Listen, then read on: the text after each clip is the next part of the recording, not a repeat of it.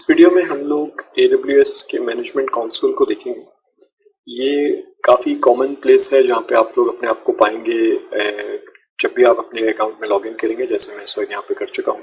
तो आप AWS management console में आ जाएंगे। ये AWS की सर्विसेज, AWS की क्लाउड कंप्यूटिंग सर्विसेज का डैशबोर्ड भी कहला सकता है। इस कंसोल को ज़रा देखते हैं और समझने की कोशिश करते हैं कि इसको कैसे यूज़ कर सकते हैं इफेक्टिवली।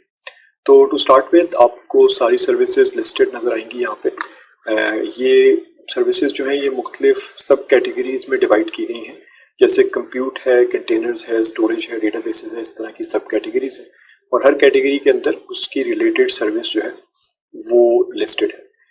तो एक जो कॉमन परसेप्शन है या एक कॉमन अप्रोच है वो यही है कि जो सर्विसेज लेफ्ट साइड के ऊपर लिस्टेड है वो ऐसी बेसिक सर्विसेज हैं जिनके ऊपर बेस करके फिर फर्दर सर्विसेज डेवलप की गई हैं। और ये वो सर्विसेज हैं जो बहुत कॉमनली स्टार्टिंग में जो भी AWS को यूज़ करना शुरू करता है वो इन सर्विसेज को यूज़ करता है।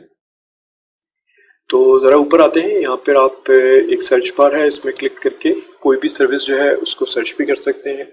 जैसे अगर मैं यहाँ पर EC2 लिखूँ तो ये कंटेक्चुअल सर्च है, तो आप इसमें जो भी टाइप करें उससे रिलेटेड सर्विसेज की लिस्ट आ जाती है और यहाँ पे आप क्लिक करके उस सर्विस के डैशबोर्ड पे डायरेक्टली यहाँ से भी जा सकते हैं।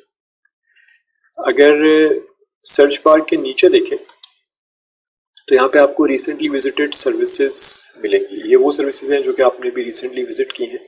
तो अगर आप किसी एस्पेक्ट पे काम कर रहे हैं, किसी प्रोजेक्ट पे, तो आपने जो रिसेंटली सर्विस विजिट की है हो सकता है उसको आपको दोबारा विजिट करना पड़े। तो इसीलिए यहाँ पे एक ब्रीफ हिस्ट्री अवेलेबल है पिछली 4-5 सर्विसेज जो आपने एक्सेस की हैं उसके। आप किसी भी सर्विस के ऊपर, जैसे अगर मैं EC2 पे क्लिक करूं तो आप उस सर्विस के मेन या उस सर्विस के डैशबोर्ड पे चले जाते हैं।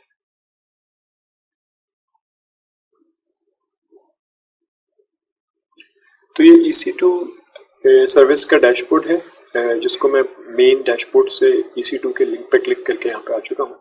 इसमें मेरे पास जो कुछ भी इस वक्त रनिंग स्टेट में है उनकी मुझे यहाँ पे समरी मिल रही है। जैसे 2 रनिंग इंस्टेंसेस हैं, 1 कीपर है, 6 वॉल्यूम्स हैं, 5 सिक्योरिटी ग्रुप्स हैं, 1 लोड बैलेंसर चल रहा है। तो इस तरह जो भी सर्विसेज इस स्पेसिफिक रीजन में मैंने EC2 की जो सर्विसेज स्पेसिफिक रीजन में मैंने ली हुई है उसकी डिटेल्स मुझे यहाँ से मिल जाएगी। इससे पहले कि मैं EC2 इंस्टेंस के इस मेन्यू की डिटेल में जाऊँ, मैं रीजन की कुछ चीज़ें हाईलाइट करना चाहता हूँ। इस वक्त मैं जिस रीजन में हूँ वो आप यहाँ से देख सकते हैं, नॉर्थ वर्जीनिया रीजन। अगर मैं इसके ऊपर क्लिक करूँ तो आप यहाँ से बाकी जितने भी AWS के रीजन्स हैं उनकी लिस्ट देख सकते हैं। तो जिस सर्विस में अगर आप जिस सर्विस के डैशबोर्ड पे आप हैं, अगर वो सर्विस रीजन स्पेसिफिक है, कुछ ऐसी सर्विसेज हैं जो कि रीजन स्पेसिफिक नहीं है बल्कि ग्लोबली अवेलेबल होती हैं, तो उसमें रीजन की रिस्ट्रिक्शन नहीं आती है, यहाँ से रीजन सेलेक्ट करने की ऑप्शन नहीं आती। इस केस में ये रीजन स्पेसिफिक सर्विस है तो यहाँ पे मुझे बाकी रीजन्स की ऑप्शन भी आ रही है। एक और जगह जहाँ से आप रीजन देख सकते हैं वो इस कंसोल का वेब लिंक है या URL है जो कि ब्राउज़र के URL में आपको नज़र आ रहा है और उसके एंड के ऊपर रीजन = US East 1 लिखा हुआ आ रहा है। तो ये US East 1 या नॉर्थ वर्जीनिया का रीजन कोड है। ये भी यूजफुल है क्योंकि कभी कभार कमांड लाइन से काम करते हुए आपको रीजन कोड्स की डिटेल्स देनी पड़ती है। एक और जो चीज़ मैं हाईलाइट करना चाहता हूँ इस पेज के ऊपर वो ये है कि आप इस रीजन की हेल्थ यहाँ से देख सकते हैं डैशबोर्ड से, EC2 के डैशबोर्ड से। और इस रीजन के अंदर 6 अवेलेबिलिटी जोन्स हैं और आप उन अवेलेबिलिटी जोन्स की भी हेल्थ यहाँ से देख सकते हैं।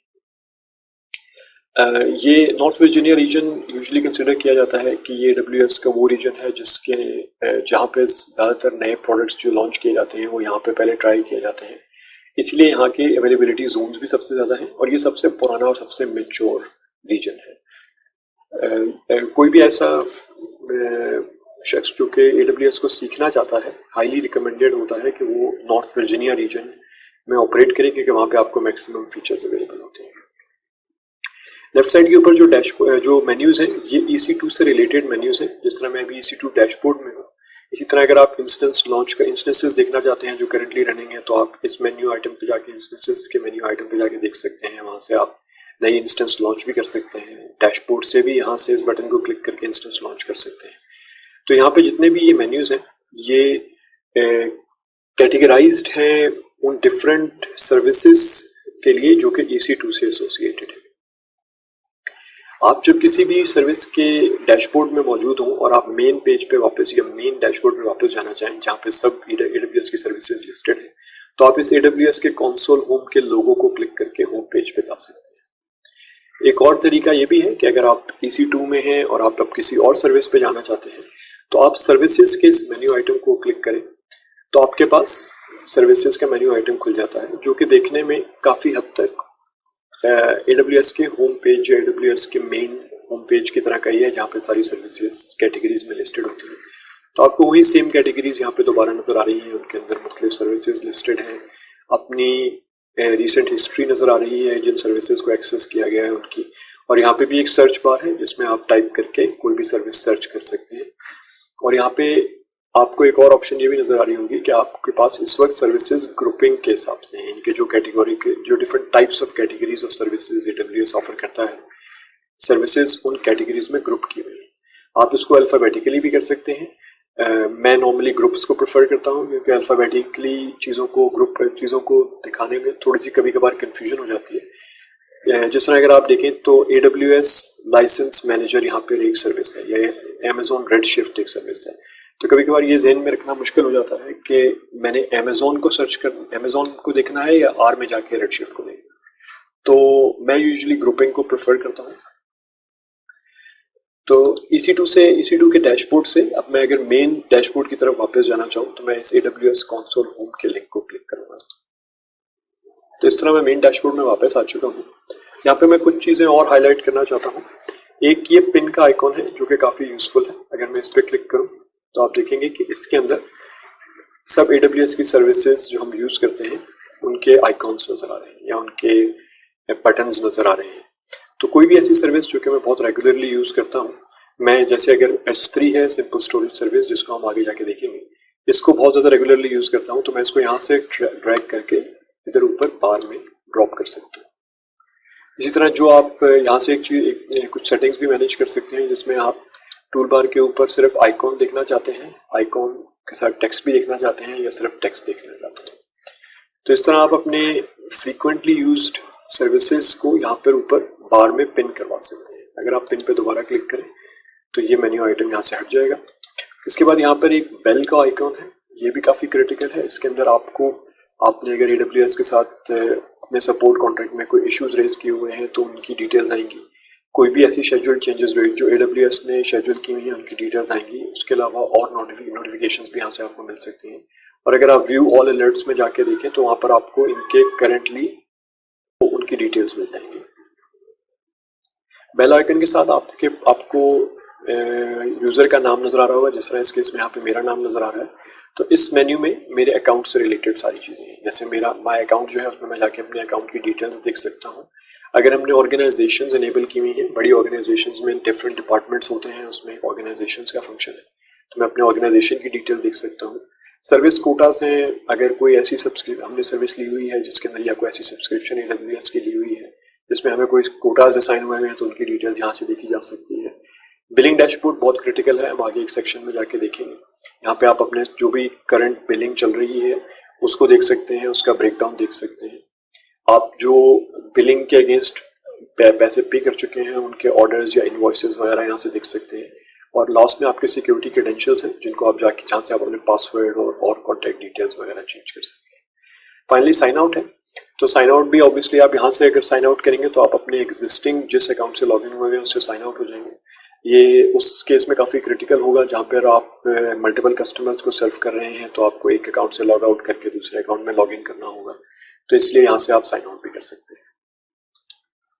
इसके अलावा मैं क्विकली सपोर्ट के मेन्यू को भी कवर करता चलूँ।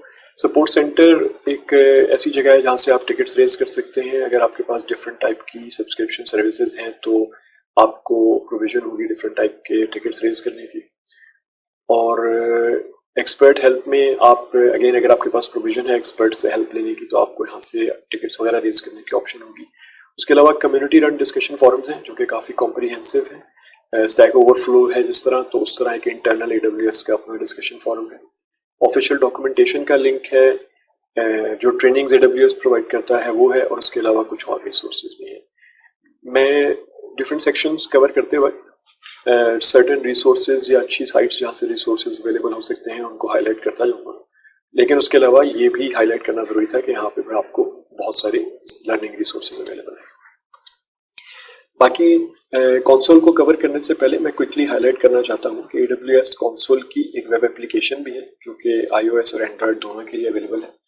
ये सब फीचर्स तो प्रोविजन नहीं करती, लेकिन ये इट्स रियली यूजफुल कि आप इस एप्लीकेशन को भी ज़रूर डाउनलोड करें, इसको इंस्टॉल करें और इसको अपने अकाउंट के साथ लिंक करके देखें कि किस तरह से आप इस सर्विस को इन ऐप्स को यूज़ करते हुए सर्विसेज को मॉनिटर कर सकते हैं, सर्विसेज को स्टार्ट, स्टॉप या रीस्टार्ट कर सकते हैं। तो इसकी फंक्शनैलिटीज़ हैं जो कि रियली यूजफुल हैं। ऑन द गो आप अगर कस्टमर्स को सर्व कर रहे हैं, कोई ट्रबल शूटिंग की एस्पेक्ट आता है और आपके पास full on screen like interface available नहीं है, तो ऐप काफ़ी यूजफुल होती है। इसके अलावा मैं दो और सेक्शंस क्विकली हाईलाइट करता चलूँ। एक सेक्शन है बिल्ड अ सोल्यूशन का और दूसरा है लर्न टू बिल्ड का। तो बिल्ड अ सोल्यूशन जो है वो क्विक ओवरव्यू टाइप के छोटे ट्यूटोरियल्स देता है जिसको आप फॉलो करके मुख्तलिफ AWS की सर्विसेज के ऊपर कुछ सर्विसेज को स्पिन अप कर सकते हैं और देख सकते हैं और उसके सर्टेन फीचर्स वगैरह को एक्सप्लोर कर सकते हैं। तो ये रिलेटिवली बेसिक ट्यूटोरियल्स हैं। लर्न टू बिल्ड ज़रा स्टेप बाय स्टेप टाइप की लैब्स इन्वायरमेंट है। इनके अंदर आपको ज़रा ज़्यादा एडवांस टॉपिक्स मिलेंगे, ऐसी सर्विसेज के ऊपर स्टेप बाय स्टेप इंस्ट्रक्शंस मिलेंगी जो कि बेसिक AWS सर्विसेज के ऊपर बिल्ट है। ये दोनों सेक्शंस बहुत यूजफुल हैं बिगिनर्स के लिए, नए स्किल सेट्स लर्न करने के लिए। हम भी इसी तरह की लैब्स देखेंगे आगे जाके इस कोर्स में, लेकिन मैं इस स्टेज के ऊपर एक चीज़ हाईलाइट करता चलूँ क्योंकि मैं खुद लर्निंग के प्रोसेस से गुजरा हूँ AWS के। तो ये लैब्स काफ़ी यूजफुल होती हैं किसी भी प्रोडक्ट को इंट्रोड्यूस करवाने में। ये नॉर्मली काफ़ी सेफ एनवायरनमेंट्स में रहकर क्रिएट की जाती हैं जिसमें आपको कोई अनफोर्सिंग एरर्स या इश्यूज नज़र नहीं आते। तो ऑल्दो ये यूज़फुल है, लेकिन बेसिक्स बिल्ड करने के लिए डेफिनेटली बहुत यूज़फुल है, लेकिन इनको यूज़ करते हुए आप जब किसी भी रियल वर्ल्ड सिनेरियो को देखेंगे तो वहाँ पर आपको ऐसे इश्यूज नज़र आएंगे जो कि इनमें कवर नहीं होंगे। फिर उसके लिए आपको दूसरे रिसोर्सेज और दूसरी चीज़ों को एक्सप्लोर करना पड़ता है in order to resolve the issues. Real time customer requirements काफ़ी डिफरेंट हो सकती हैं, वो इतनी स्ट्रेट फॉरवर्ड नहीं होंगी जिस तरीके से ये ट्यूटोरियल्स बिल्ड किए जाते हैं। तो just a word of caution, लेकिन बेसिक लर्निंग के लिए, बेसिक डेवलपमेंट के लिए बहुत यूजफुल रिसोर्स है। तो इस वीडियो को यहाँ पर एंड करते हैं। इसके बाद हम लोग आगे चलेंगे और अगले सेक्शन में देखेंगे कि हम अपना अकाउंट कैसे सेटअप करेंगे, फ्री टियर को किस तरह से एक्सेस करेंगे। तो मिलते हैं अगली वीडियो में।